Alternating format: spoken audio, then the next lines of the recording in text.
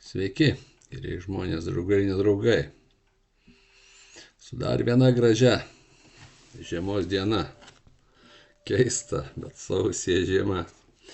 Va, pirmiausia, noriu visiems padėkoti už didelį dėmesį praeitam video apie tą kapčiamiestį, jūsų susidomėjimą, komentarus visokius, dėmesį ir taip toliau. Tai reiškia, kad ne veltui kažką pasisakau. Aš nieko naujo nepasakau, nieko drąsaus, nieko originalaus. Tiesiog sakau tai, ką matau, ką jaučiu. Ir tam nereikia jokios drąsos ir specialių gebėjimų, kviečiu visus taip elgtis. Dar prašysiu, kam tinka, tai tiesiog pasidalinti tais video, kad tai sklistų.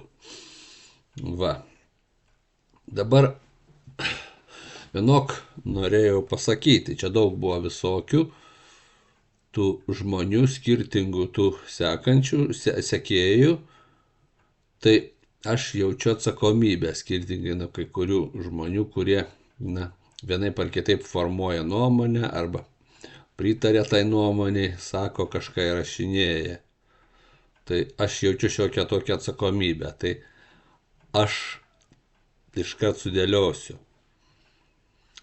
Aš tikrai esu Ukrainos rėmėjas tame konflikte.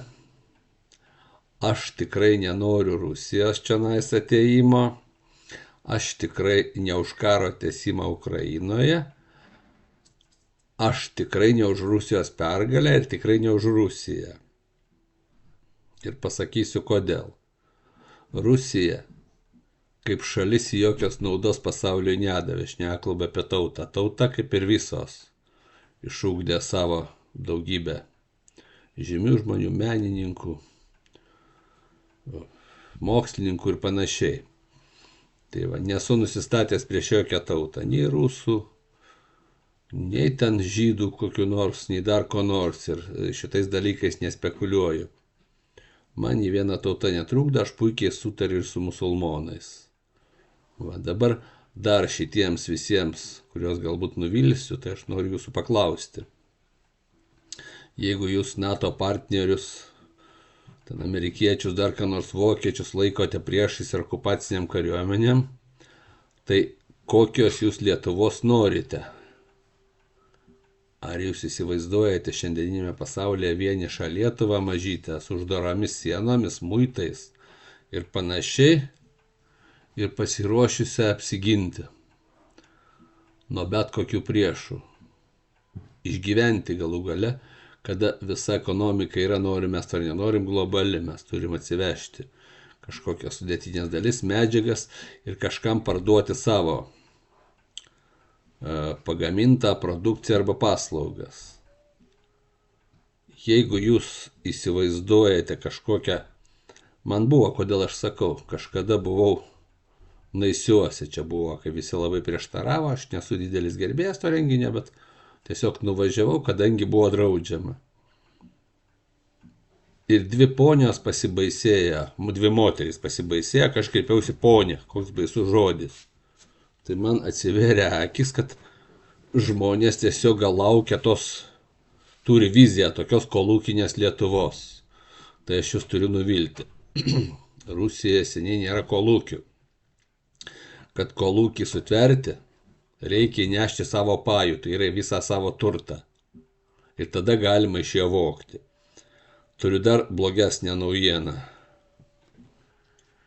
Kad suprantat, tie, kurie turi daugiau, įneš mažiau, bet vogs daugiau, nes jie turės daugiau galios. Tai ir šiandien turime Stepukonį, turime vilą Eginą, turime mokyklas vienos ponios ir daugiau visokių kitų pavyzdžių, o gaudo šitos čekutininkus už ten nuo kelių šimtų iki tūkstančių eurų. Tai tas pats būtų su kolūkiais, mes kažkokį kolūkį variantą jau turime. Bet aš ne apie tai. Tai va, dabar apie poligoną, nežinau, neturiu nuomonės, bet kuo toliau manau, kad jis nereikalingas, nes aš kaip žmogus tarnavęs Lietuvos kariuomenėje, žinau, kad tušti visi poligonai, sėdi tik tai saugo kažkas prie pakeliamo užtvaro. Daugumoje sutvarkytai įrengtos patalpos, o va tų, kas šaudo, bėgioja, gaudo ir kariauja, mes neturime. nes tai yra sunkiausias darbas. Visi nori sėdėti štabe kur nors, visi nori dronus valdytis, jeigu tokių bus. Šaulių sąjungos aš nelaikau jokia karinė jėga, tai represinė struktūra chuliganų, chunveibinų sueiga šiandien. Taip pat nelaikau karo policijos jokia karinė jėga. Ir aš nežinau, tie 25 000 man atrodo mistika, tegu man įrodo. Jie yra besimptomiai tie mūsų kariai, mes jos turime matyti, suprantat. Taip pat tuos, kurie savanoriai ateina savaitgaliais, taip, tai yra žmonės labai vertingi, pasišventę, kai kurie gabus, bet jie tik savaitgalis ateina. Suprantat. Taip, jos galima pašaukti, ko gero, pagal sutartį, bet jų saujelė, jų labai mažai ir jų Vilniuje daugiau. Iš rajonų vadai kviečia, iš Vilnius atvažiuokit, sumokėsim, už kelionę, už viską. Taip kad, nereikia apsigauti. Vėlgi aš nenoriu apie tai. Tema mano buvo kita. Dabar visi prisimenat tą prievartą, pasityčiojimą iš Lietuvos, iš himno ir panašiai, kai atvažiavo gopnikas, vilkintis Lietuvos kario karininko uniformą, prisisegęs Lietuvos vėliavėlę ir giedojo Lietuvos himną. Tai ar jis dėl to nebe gopnikas, kad jis tai deklaruoja, nors elgėsis kaip tikras gopnikas. Kaip tikras rusiškas gopnikas. Vat. Toks nieko nemokantis dirbti ir panašiai. Ir toks chamiškas elgesys. Lygiai toks pat gopnikas mūsų aukštas ir gražus. Prezidentas, kuris 89 metais stojo į partiją. Čia toks pat gopnikas. Čia tas mandagus kalbėjimas, suprantat, jie reikalauja, dabar tie policija, visos įstaigos reikalauja su jais kalbėti mandagiai. Bet jeigu nori ko nors pasiekti, atkreipti jų dėmesį, turi arba nusikeikti, arba garsiai surikti, tada jie sureaguoja baisiai įsižeidę.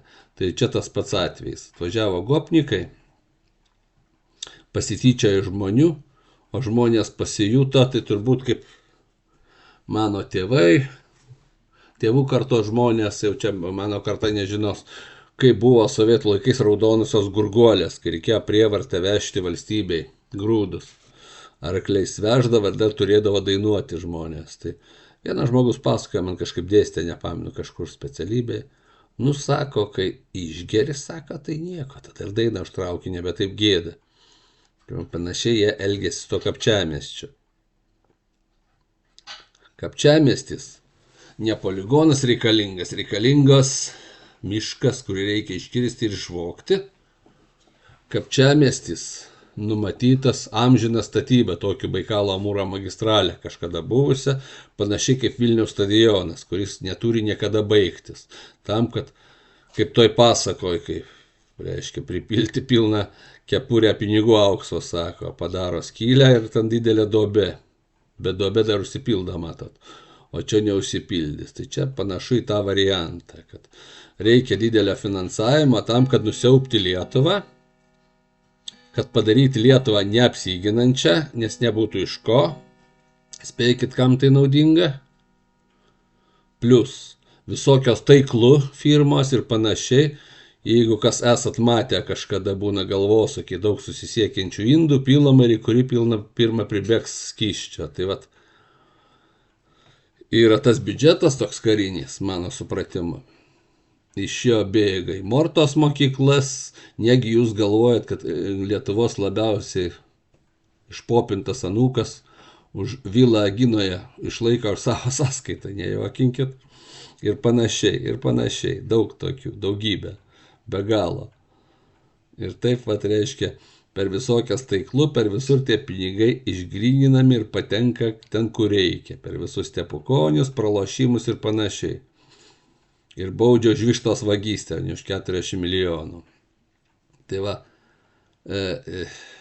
tik tiek apie juos norėjau pasakyti, kad žmonės neapsigaukit. Ir kai jie bando moralizuoti, kad va, jūs himno nemokat, jūs Lietuvos negebėt, jie nėra Lietuva. Jie tik gopnikai apsirengę lietuvių karių uniformomis Lietuvos kariuomenės, pasidabinę simboliką ir kalba, neteisėtai kalba Lietuvos valstybės vardu, nes jie nėra suverenas, jie yra tik dalis tautos ir nelaimiai ne pati geriausia. Lygiai tas pats pasakytina apie teisėjus, policininkus, prokurorus ir visą kitą visas kitas šiukšles, kurie engia žmonės, klastoja bylas akivaizdžiai. Jie irgi yra gopnikai, tik tai apsirengia mantijomis, prisiekia, čia suprantat, reikia chlorkės, jos visus išnaikinti, kaip įstaigas, ir iš naujo steigti visas. Čia pataisyti nieko negalima, suprantat. Tai yra gopnikai ir su jais reikia elgtis kaip gopnikais. Taip pat kalbėti, suprantat. Negalima, kaip pamenat vakaruose, kai būdavo įvyksta ten tas kažkokių teroristų išpolis, ten tų susprogdina kažką, nužuda. Vėl. Ir visi kreidelėmis paišo ant asfalto. Mūsų neįbauginsi, tai mes, mėlėjai, prisipaišėme. Demokratija turi gintis. Gintis tais pačiais ginklais ir dar galingesniais. Tai mano supratimu šiandien demonstruoja Trumpas, nes jam reikia pastatyti šalį atgal ant kojų galingiausią pasaulyje.